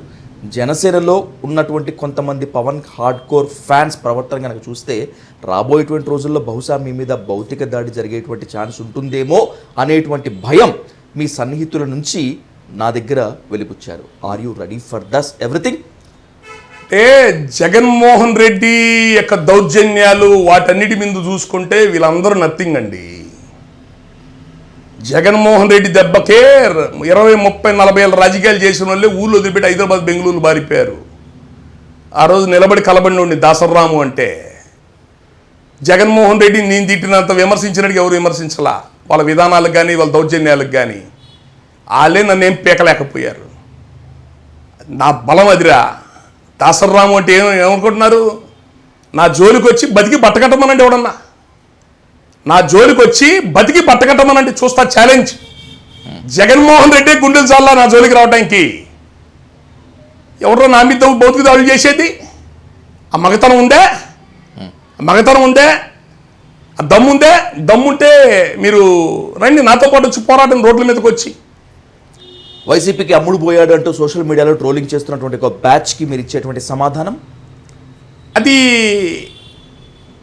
వాళ్ళకి నీచమైన దుర్మార్గమైన వాళ్ళ సంస్కారం. అది ఆ పాపాన్ని వాళ్ళు మూట కట్టుకుంటారు. నేను కులపరంగా ఈ కులం సంబంధించిన వాళ్ళు బాగుండాలని నా జీవితం మొత్తం త్యాగం చేసి పనిచేశా. నాలో ఏమైనా స్వార్థం ఉంటే ఆ పాపం నేను అనుభవిస్తా. నేను అలా కాకుండా నా మీద కావాలని మీరు ఇలా నన్ను బలహీనపరచడానికి వాడికి అమ్ముడిపోయాను, వీడికి అమ్ముడిపోయానని చెప్పని మీరు నీచమైన మాటలు మాట్లాడితే ఆ పాపాన్ని మీరు అనుభవిస్తారు. అతి తక్కువ కాలంలో మీరు ఆ పాపాన్ని అనుభవిస్తారు. నేను నిస్వార్థంగా నిజాయితీ పనిచేశా. నేను ఏ పార్టీకి, ఏ నాయకుడికి లొంగేవాడిని కాదు. ఏ మినిస్టర్లు, ఎమ్మెల్యేలు, ముఖ్యమంత్రులు గడపలు దొక్కినవాడిని కాదు. పవన్ కళ్యాణ్ గడప కూడా దొక్కేవాడిని కాదు. నేను ఈ కులపరంగా నిజాయితీగా పనిచేసిన మనిషిని. నన్ను మీరు నిజంగా కావాలని తప్పుడు మార్గంలో నన్ను కావాలని చెప్పి మీరు నన్ను పార్టీ నాయకత్వం నుంచి కిందాక ఎవరన్నా నేను చేస్తే ఆ పాపం ఉంటే నేను అనుభవిస్తా. నాలో పాపం, స్వార్థం లేకపోతే మాత్రం ఆ పాపాన్ని మీరు అనుభవిస్తారు. ఖచ్చితంగా అనుభవిస్తారు దాన్ని. నేను ఇంత దుర్మార్గాన్ని టీడీపీ, వైసీపీలో కూడా చూడలేదు సార్. జనసేనలో ఉన్నంత దుర్మార్గాన్ని పనిచేసిన వాళ్ళని భ్రష్టు పట్టిస్తారు సార్. హరిరామ్ జోగిని భ్రష్టు పట్టించారు. ఎంతమందిని భ్రష్టు పట్టించారు ఈ పార్టీ పనిచేసిన వాళ్ళందరినీ. మీకోసం ప్రాణాలు పెట్టి పనిచేస్తే మమ్మల్ని తీసుకెళ్ళి వాళ్ళకి అమ్ముడు పోయారంటారా? మేము అడిగే ప్రశ్నలకి, పార్టీ నడుపుకునే విధానాల విషయంలో మేము అడిగే ప్రశ్నలకి ఒక్కటి అబద్ధం చెప్పానంటే, ఒక్కటన్నా అబద్ధం చెప్తే నా మీద పరువు నష్టం దావా వేయండి, నా మీద క్రిమినల్ కేసు ఫైల్ చేయండి. ఛాలెంజ్. నేను మాట్లాడిన దాంట్లో ఒక్క అబద్ధం చెప్పానంటే నా మీద మీరు పరువు నష్టం దావా వేయండి. 100 కోట్లకి క్రిమినల్ కేసు ఫైల్ చేసి అధికారులు ఉన్నారుగా, మీరు ఆ పని చేయండి. మీ చిత్తశుద్ధిని ప్రూవ్ చేసుకోండి. నేను వైసీపీకి అమ్ముడు పోయానని చెప్పానని మీరు ప్రూవ్ చేయాలా? నేను వైసీపీకి అమ్ముడు పోయానని మీరు ప్రూవ్ చేయాలా? ప్రూవ్ చేయకపోతే మీ అంత నీచులు, మీ అంత స్వార్థపల్లి లేనట్టే. అది టీడీపీ, వైసీపీ కూడా ఏ రోజు నన్ను సిద్ధాంతపరంగా రాజకీయంగా విభేదించారండి. నేను అమ్ముడుపోయాను ఎప్పుడు అనలేదండి. మీరు అబ్జర్వ్ చేసుకోండి కావాలని. ఎప్పుడు కూడా రాజకీయంగా సిద్ధాంతపరంగా విభేదించారు తప్ప నేను అమ్ముడుపోయాడు అనలేదండి. నా గురించి తెలుసు అందరికీ. నేను నమ్మిన పార్టీ, నేను ప్రాణం పెట్టి పనిచేసిన పార్టీ నన్ను అమ్ముడుపోయారని చెప్పి నేను పేటీఎం ప్యాకేజ్ తీసుకున్నాడని చెప్పని అన్నారండి. ఈ పాపాన్ని మీరు అనుభవిస్తారు. ఖచ్చితంగా ఈ పాపాన్ని అనుభవిస్తారు. అన్నోళ్ళు అనుభవిస్తారు. ఈ రెండోది, ఈ సోషల్ మీడియాలో మాట్లాడే వాళ్ళు ఉన్నారే, అర బ్యాచ్ ఎవరైతే ఉన్నారో మీ ఇళ్లలో మీ పిల్లలు మీ మాట వింటారా? మీ పక్కింటోడు గెలుస్తా మీరెవరు? కొంచెం ఆత్మవిమర్శ చేసుకోండి. ఫోన్ చేతిలో ఉంది కదా అని పిచ్చి పిచ్చి కామెంట్లు పెట్టడం కాదురా, పాపం చుట్టుకుంటుంది. మేము సమాజానికి మా జీవితాలు త్యాగాలు చేసి సమాజం గురించి పనిచేస్తున్నాం. కుటుంబాలను వదిలిపెట్టి, మా ఆస్తుల్ని సంపాదనలు వదిలిపెట్టి పనిచేస్తున్నాం. మీరు ఒక్కరోజు బయటకు వచ్చి పని చేయండిరా. జనసేన పార్టీ 1000 రూపాయలు గూగుల్ పే కొట్టండి, నేను సంతోషిస్తా. లేదు ఆ పార్టీలో గ్రామ కమిటీలోనో పట్టణ కమిటీలోనో ఎక్కడన్నా కమిటీలో ఉండి పని చేయండి. సోషల్ మీడియాలో సొల్లెందుకురా? 2019లో కూడా సోషల్ మీడియాలో హోరెత్తి ఇచ్చాంగా, ఓట్లు వచ్చినాయా? ఇప్పుడు అదే టీ కప్పులో తుఫాన్ అవుద్ది. నేను మిమ్మల్ని నా మీద కామెంట్లు పెట్టే వాళ్ళని నా పూర్తి ఇంటర్వ్యూలు చూసి నేను ఎవడో ఎడిటింగ్ చేసి ప్రమోట్ చేసినవి కాదు వైసీపీ టీడీపీ వాళ్ళు. నా పూర్తి వీడియోలు చూసి ఇతను ఎక్కడైనా తప్పు మాట్లాడాడని చెప్పనంటే డైరెక్ట్గా నా మీద కేసు పెట్టండి, పరువు నష్టం దావా అయింది. జనసేన పార్టీ అధినాయకత్వానికి నేను చేసే ఛాలెంజ్, నువ్వు మాట్లాడింది అబద్ధం, నువ్వు చెప్పిందంత నిందారోపణలు అని నా మీద క్రిమినల్ కేసు ఫైల్ చేసి నా మీద కోర్టులో పరువు నష్టం దావా వేయండి. ఇది నా ఛాలెంజ్. వేసి నన్ను ప్రూవ్ చేయండి. నేను నా రాజకీయ జీవితాన్ని, మిగతా నా ఉద్యమ జీవితాన్ని కూడా వదిలిపెడతా. మీరు సమాజానికి ఎంతో కొంత పని చేసి మాట్లాడండి. ఎవరన్నా మాట్లాడేవాళ్ళు, కామెంట్లు పెట్టేవాళ్ళు, మీరు కూడా బయట ఉన్న సమాజానికి ఎంతో కొంత సేవ చేసి మాట్లాడండి తప్ప ఫోన్లు చేతుల్లో ఉన్నాయని చెప్పని పిచ్చి పూకుతనంగా పిచ్చి పిచ్చిగా ఎట్లా పడితే అలా చేయటం వలన మీ పార్టీకే నష్టం. ప్రొఫెసర్ నాగేశ్వరరావుని ఇష్టం వచ్చినట్టు ట్రోల్ చేశారు. నేను బేషరతుగా వెనక్కి తీసుకుంటున్నాను మహాప్రభు అని చెప్పాడు ఆయన అన్నమాటని. అయినా వదిలిపెట్టకుండా వేట కుక్కలు పిచ్చి కుక్కలు ఎంటబడినట్టు పీక్కు తిన్నారు కదా ఆయన్ని. ఏమైంది? మొత్తం తెలంగాణ సమాజం, ఎమ్మెల్యేలు, మంత్రులు కూడా అడ్డం తిరిగి పవన్ కళ్యాణ్ నీచాతిగా తిట్టారుగా. ఆ విధంగా తిట్టిస్తారు మీ నాయకుడిని మీరందరూ కలిసి. ఈరోజు నన్ను ట్రోల్ చేస్తున్నారుగా. దీని పర్యవసానం రేపు లోకల్ బాడీ ఎలక్షన్స్లో మూల్యం చెల్లించుకుంటారు. దీని పర్యవసానం రేపు రాబోయే మెయిన్ ఎలక్షన్స్లో మూల్యం చెల్లించుకుంటారు. నేను మీకేం చెడు చేయను. మీ మీద నాకు ప్రేమ ఉంది కదా, మీ పార్టీ పనిచేసే నాకు ప్రేమ ఉంది కదా, ఆ ప్రేమ కొద్దీ మీకు నేను చెడు చేయను. కానీ మీరు చేసే ట్రోలింగ్ల వలన, మీరు అమ్ముడు పోయారని మీరు మాట్లాడే పాపం మాటల వలన ఆ పాపం మీరు అనుభవిస్తారు. ఆ ట్రోలింగ్ చేయటం వలన ప్రజల్లోంచి వచ్చే తీవ్రమైన వ్యతిరేకత రేపొద్దున మీరు ఫేస్ చేస్తారు. కాపు ఉద్యమం కోసం మీరు ఏం చేశారో నాకు తెలుసు. కాపు ఉద్యమం కోసం మీరు ఎంత జీవితాన్ని అంకితం చేశారో నాకు తెలుసు రాము గారు. కానీ ఒక ప్రశ్న మాత్రము ఖచ్చితంగా ఒక క్లారిటీ సమాధానం మాత్రం కావాలి. కాపుల కోసం, కాపుల రిజర్వేషన్ కోసం తెలగ, బలిజ, కాపు, జేఏసీ తరపున రిజర్వేషన్స్ కోసం దాసరి రాము ఏం చేశారు అని మిమ్మల్ని నిలదీస్తే మీ ఆన్సర్ ఏంటి? మేము ఈ కాపు రిజర్వేషన్ అనేది చిరకాల కోరికండి. మేము సహజంగా మిగతా రాష్ట్రాల్లో కొత్త కులాల రిజర్వేషన్లు అడుగుతారు, మేము అట్లా కాదండి. మా బ్రిటిష్ వాళ్ళ టైంలో రిజర్వేషన్స్ ఉన్నాయి. తెలంగాణ మన తమిళనాడు నుంచి డివైడ్ అయ్యి ఆంధ్రప్రదేశ్గా ఫామ్ అయ్యేటప్పుడు కూడా మాకు రిజర్వేషన్లు కంటిన్యూ అయినాయి. తమిళనాడు నుంచి డివైడ్ అయ్యి యువతలకు వచ్చిన తర్వాత ఈ కులాల యొక్క పునర్వ్యవస్థీకరణ జరిగింది రిజర్వేషన్స్. అందులో నీలం సంజీవ్ రెడ్డి ముఖ్యమంత్రిగా ఉండి ఇంటెన్షనల్గా అతిపెద్ద జాతికి ఉన్న ఈ కాపులకి రిజర్వేషన్లు ఉంటే చదువులు, ఉద్యోగాలు వస్తాయి, తర్వాత రాజ్యాధికారం అడుగుతారు అనే ఒక దూరదృష్టి పెట్టుకొని ఆ మహానుభావుడు, ఆయన దుర్మార్గుడు అనాలో ఏమనాలో, మా కాపు రిజర్వేషన్లు తీసాడు. ఏదైనా రిజర్వేషన్లు తీయాలంటే ఒక బీసీ కమిషన్ ఏర్పాటు చేసి వాళ్ళ రిపోర్ట్ ఆధారం చేసుకుని తీయాలి. అలా లేకుండా ఏకపక్షంగా తీసేశాడు. తర్వాత దామోదరం సంజీవయ్య అని ఒక దళిత ముఖ్యమంత్రి ఒకడే అయినట్టున్నాడు ఆంధ్ర రాష్ట్రానికి. ఆ మహానుభావుడు వచ్చి ఇదేంటి కాపుల్లో పేదవాళ్ళు ఉన్నారు, వీళ్ళకి రిజర్వేషన్లు అసలు ఏ కమిషన్ రిపోర్ట్తో తీసేశారని తిరిగి ఇచ్చాడు. ఒక 5 ఏళ్ళు ఎంజాయ్ చేశాం.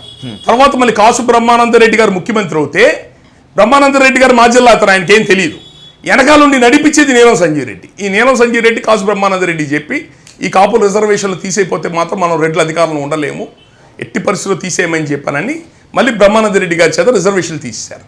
ఆ తీసేసిన రిజర్వేషన్లు తిరిగి ఇవ్వమని చెప్పని మేము ఆ రోజు నుంచి ఈ రోజు దాకా పోరాడుతున్నాం సార్. అందులో ముద్రగడ పద్మనాభం గారు కోట్ల విజయభాస్కర్ రెడ్డి ప్రభుత్వంలో ఎమ్మెల్యేగా ఉన్నప్పుడు ఈ రిజర్వేషన్ ఉద్యమాన్ని ఆయన భుజస్కంధాల మీద తీసుకొని సైకిల్ యాత్రలు చేసి చాలా పెద్ద ఉద్యమం చేస్తే కోట్ల విజయభాస్కర్ రెడ్డి గారు కాపుల్ని, ముస్లిమ్స్ని, కొన్ని పేద కులాలని పీసీలో చేరుస్తూ జీవో నెంబర్ 30 ఇచ్చారు. ఆ జీవో నెంబర్ 30లో ఉన్న ఆ చిన్న చిన్న కులాలు ముస్లిమ్స్ కూడా రాజశేఖర రెడ్డి ముస్లిమ్స్కి ఇచ్చారు. వీళ్ళందరికీ ఆ జీవో నెంబర్ 30 ప్రకారమే వాళ్ళకి బీసీ రిజర్వేషన్ వచ్చినాయి. ఈరోజు ముస్లిమ్స్ రిజర్వేషన్ ఎంజాయ్ చేస్తున్నారు, అబ్జర్వ్ చేయండి. అది మేము కష్టపడి తెచ్చిన జీవోనే. ఎవరైతే కష్టపడి ఆ జీవో తెచ్చామో ఆ కాపులు మాత్రం ఇంప్లిమెంట్ చేయాల. అది ఇంప్లిమెంట్ చేయమని ఆ రోజు నుంచి ఈ రోజు పోరాటాలు జరుగుతున్నాయి. ముదగడ పద్మనాభం గారు చేశారు, మిర్యాల వెంకట్రావు గారు చేశారు, తర్వాత పిల్ల వెంకటేశ్వరరావు గారు అదే ఉద్యమాన్ని కంటిన్యూ చేశారు. పిల్ల వెంకటేశ్వరరావు గారు ఉద్యమాన్ని నడిపేటప్పుడు నాకు ఊహొచ్చింది. అప్పుడు మేమందరం ఆయనతో పాటు కలిసి పనిచేశాము. ఆ తర్వాత ప్రజారాజ్యం పార్టీకి కోసం, సామాజిక న్యాయం కోసం పోరాటం చేసి ఆ పార్టీ కాంగ్రెస్లో మెర్జ్ అయిన తర్వాత రాజ్యాధికారం చేసే ప్రయత్నం ఎలాగూ పోతే పోయిందిరా, రిజర్వేషన్లను సాధించుకున్నాము. జగన్మోహన్ రెడ్డి కాంగ్రెస్ ప్రభుత్వాన్ని పడేద్దామని చెప్పని 20 ఎమ్మెల్యేల చేత రాజీనామా చేయించి అవిశ్వాస తీర్మానం పెట్టిస్తే చిరంజీవి గారు నువ్వు పడేస్తే నేను నిలబెడతానని తన 18 మంది ఎమ్మెల్యేల చేత కాంగ్రెస్ పార్టీ ప్రభుత్వాన్ని నిలబెట్టాడు. కొంజేటిరెడ్డి రోసయ్య గారు ముఖ్యమంత్రిగా ఉన్నప్పుడు మనం నిలబెట్టిన ప్రభుత్వంలో ఈ రిజర్వేషన్ ఫైల్ సాధించుకుందామని చెప్పని మేము మళ్ళీ ఆ రిజర్వేషన్ ఫైల్ ఉద్యమం కోసం నేను తెలగా బలిజా కాపు జేఏసీని రాష్ట్రంలో ఉన్న అన్ని ఊళ్ళలో ఉన్న కాపు సంఘాలని కలుపుకొని రిజర్వేషన్ ఉద్యమాన్ని మొదలుపెట్టా. కిరణ్ కుమార్ రెడ్డి ముఖ్యమంత్రిగా ఉన్నప్పుడు సంవత్సరం పాటు 5 రాష్ట్రాల మీటింగ్లు పెడుతూ గుంటూరులో ప్రతి సంవత్సరం 5 రాష్ట్రాల మీటింగ్ పెడతానండి. నేను 5 రాష్ట్రాల ప్రెసిడెంట్ని గుంటూరులో పెడతా. చాలా మంది అంటారు నువ్వేం చేసావు కాపు కులంలో నీ బలం ఎంత అని. నేను పెట్టిన 5 రాష్ట్రాల మీటింగ్లు చూడండి రా గూగుల్లో, నా దమ్మేంటో తెలుస్తాయి. మన పద్మనాభం గారి మీటింగ్ పెడితే ఒంటి చేత 2000 మందితో పెద్ద మీటింగ్ పెట్టాం. ఇది మా దమ్మది. రిజర్వేషన్ల కోసం 1 సంవత్సరం పాటు ప్రతి నెల కార్యక్రమమే. ఈ నెల ధర్నా, వచ్చే నెల నిరాహార దీక్ష, ఆ పైన నెల రాస్తారోకో, రావులపాలెంలో 50,000 మందితో హైవే దిగ్బంధం, హైదరాబాద్ జంతర్ మంతర్ దగ్గర ధర్నాలు, పిసిసి ఆఫీసు ముట్టడించడం, ఢిల్లీలో హైదరాబాద్లో ఇందిరాబాద్ దగ్గర ధర్నా చౌక్లో, ఢిల్లీలో జంతర్ మంతర్ దగ్గర 3 రోజులు ధర్నా కార్యక్రమాలు రిజర్వేషన్ కోసం నా చేతుల మీదుగా నడిచినాయి. ఆ ఉద్యమాలన్నీ కూడా వాటిని చూసే చంద్రబాబు నాయుడు గారు కాపు కార్పొరేషన్ పెడతాను, బీసీ కాపులు మీ చిరకాల కోరికైనా బీసీ రిజర్వేషన్లు ఇస్తామని చెప్పానంటేనే ఆ రోజున మేము అందరం నిలబడ్డాం. పవన్ కళ్యాణ్ గారు కూడా సపోర్ట్ చేయమని అన్నారు. మేమందరం కలిసి నిలబడి చేయించాము. తర్వాత ముదగడ పద్మనాభం గారు చంద్రబాబు నాయుడు గారు ఇచ్చిన హామీల్ని నెరవేర్చకుండా 3 ఏళ్లు ప్రశాంతంగా కూర్చుంటే ముద్దగడ పద్మనాభం గారు మళ్ళీ ఉద్యమాన్ని చేపడితే మళ్ళీ ముదగడ పద్మనాభం, నేను రాష్ట్ర నాయకుడిని అయినా కూడా మళ్ళీ ఆయనతో పాటు వెళ్ళి పద్మనాభం గారి పక్కనే నిలబడి ఆయనతో పాటు మళ్ళీ ఉద్యమం చేశాం. జగన్మోహన్ రెడ్డి ప్రభుత్వం ఏర్పడిన తర్వాత పద్మనాభం గారు ముందు రాపోయినా మేమందరం కలిసి మళ్ళీ విజయవాడ ధర్నా చౌక్లో కాపు రిజర్వేషన్ పోరాట సమితిను మా తెలగా బలిజా కాపు చేసి అందరం కలిసి ఈడబ్ల్యూఎస్ రిజర్వేషన్ల కోసం రిజర్వేషన్లు అమలు చేయలా జగన్మోహన్ రెడ్డి ప్రభుత్వం. పోరాటాలు చేసి ఈడబ్ల్యూఎస్ రిజర్వేషన్ అమల్లో తీసుకొచ్చే ప్రయత్నం చేశాం. కాపు రిజర్వేషన్ నడిపించమని అడిగాం. కాపు కార్పొరేషన్ నిధులు ఇవ్వమని చెప్పని చాలామంది అంటున్నారు జగన్మోహన్ రెడ్డి ప్రభుత్వం ఎందుకు అడగట్లేదని. మీరు ఎప్పుడైనా ఉద్యమాల్లో ఉండి కులం కోసం పనిచేస్తే మేమేం పని చేసామో తెలుస్తుంది. సెర్చ్ చేసుకోండి. విజయవాడ ధర్నా చౌక్లో కాపు ఉద్యమాలు ఏంటో గూగుల్లో కొట్టండి, వస్తాయి. నా యొక్క మీటింగులు మేము చేసే ధర్నాలు వస్తాయి. జగన్మోహన్ రెడ్డి ప్రభుత్వంలో కూడా పోరాటం చేశాం. ఈడబ్ల్యూఎస్లో కూడా పొరపాటు జరిగినాయి. కేంద్రం పేదవాళ్ళకి ఈడబ్ల్యూఎస్ సర్టిఫికేట్ ఇవ్వమని చెప్పింది అగ్రకులాల పేదలకి. మోడీ గారు జగన్మోహన్ రెడ్డి ఎంత ఆస్తున్నా ఈడబ్ల్యూఎస్ వర్తిస్తుంది అన్నాడు. ఇన్కమ్ ట్యాక్స్ 10 లక్షల నుంచి ఉండకూడదు, ఎంత ఆస్తైనా ఉండొచ్చు అన్నాడు. ఎంత ఆస్తి అంటే కమ్మారెడ్డిలో ఉన్న డబ్బునోళ్ళు కూడా వచ్చేస్తారుగా. ఈ విధంగా నిరంతరం పోరాటాలు చేస్తున్నాం ఈ కాపుల్లో ఉన్న పేదవాళ్ళ కోసం. దాన్ని ఎప్పటికప్పుడు మా కులంలో మాకేదో కుక్క బిస్కెట్లు పడేసినట్టుగా చిన్న చిన్న తాయిలాలు, కాపు కార్పొరేషన్ నిధులు ఇలాంటి చిన్నవే పడేస్తారు తప్ప ఈ కాపులకి శాశ్వత మేలు కలిగించే రిజర్వేషన్లు కానీ రాజ్యాధికారం కానీ ఈ కాపులకు ఈ రెడ్లు కమ్ములు అందనెవరు. ఒకప్పుడు భారతదేశ స్వతంత్రం కోసం ఎలాంటి పోరాటం జరిగిందో అలాంటి పోరాటం ఆంధ్రప్రదేశ్ తెలంగాణలో మళ్ళీ ఒక భయంకరమైన పోరాటం జరిగితే తప్ప ఈ ఆంధ్రప్రదేశ్ తెలంగాణలో పేద కులాలకి రాజ్యాధికారం రాదు. నా వంతుగా మీ జాతి రిజర్వేషన్ల కోసం మేము చేసే పోరాటం చేశాం.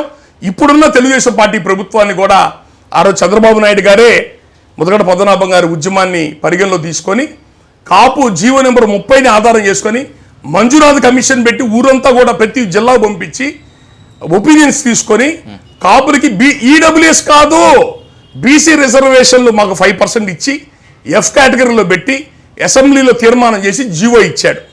ఆ జీవోని ఇంప్లిమెంట్ చేయకుండా ఢిల్లీ పార్లమెంటు పంపించాడు.